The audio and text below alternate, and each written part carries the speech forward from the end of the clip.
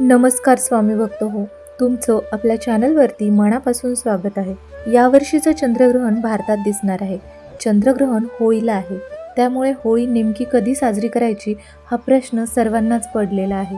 2 मार्चला संध्याकाळी 5:55 पौर्णिमा सुरू होणार आहे आणि 3 तारखेला संध्याकाळी 5:07 ती संपणार आहे. आपल्या धर्मामध्ये उदय तिथी साजरी केली जाते, त्यामुळे 3 तारखेला करणार आहोत. पण 3 तारखेला चंद्रग्रहण असल्यामुळे आपल्याला होळी 2 तारखेलाच साजरी करायची आहे. धर्मसिंधू या ग्रंथाच्या नियमानुसार मग तुम्ही होळीची पूजा सार्वजनिक ठिकाणी करू शकता किंवा घरी होळी पेटवत असाल तर तिथे तुम्ही पूजा करू शकता. पण लक्षात ठेवा, होळीची पूजा ही आपल्याला 2 तारखेलाच करायची आहे. जे काही भारतात दिसणार आहे खग्रास चंद्रग्रहण आहे ते कधी आहे, त्याचा मोक्षकाळ कधी आहे, पुण्यकाळ कधी आहे, काय नियमांचं पालन करायचं. धुलीवंदनाच्या दिवशी चंद्रग्रहण आलेलं आहे. करी दिन या दिवशी आपण आपल्या पितरांची सेवा करत असतो.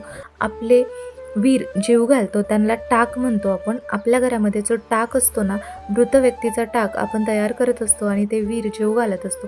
ते कधी जेवू घालायचे?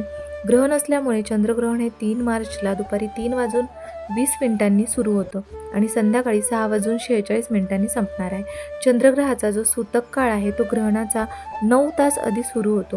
म्हणजे सकाळी सूर्योदयापासूनच आपल्याला ग्रहणाचे वेदादी नियम पाळायचे आहेत. ग्रहणाचा पुण्यकाळ काय आहे तर ग्रहणाचा पुण्यकाळ हा 3 तारखेलाच 6:20 ते 6:46 असणार आहे.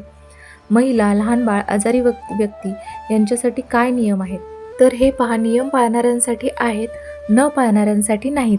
खूप लोक नियम पाळतात, खूप लोक नियम पाळत नाहीत.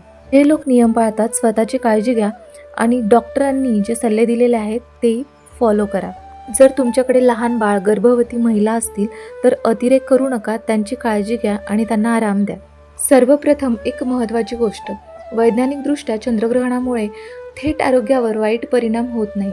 तरीही आपल्या परंपरेनुसार काही सावधगिरी बाळगली जाते. गर्भवती महिलांनी काय करावं?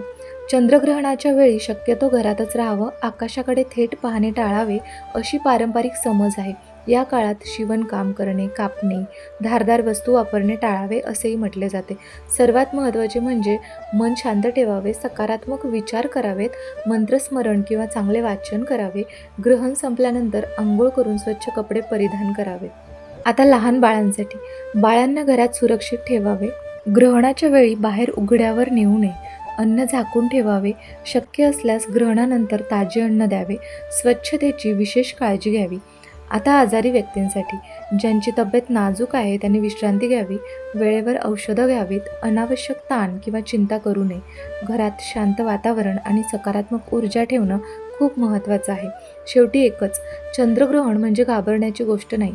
योग्य माहिती, स्वच्छता आणि मानसिक शांतता राखली तर सर्व काही सुरळीत राहतं. व्हिडिओमध्ये नक्की कमेंट करा आणि चॅनलला सबस्क्राईब करा. श्री स्वामी समर्थ.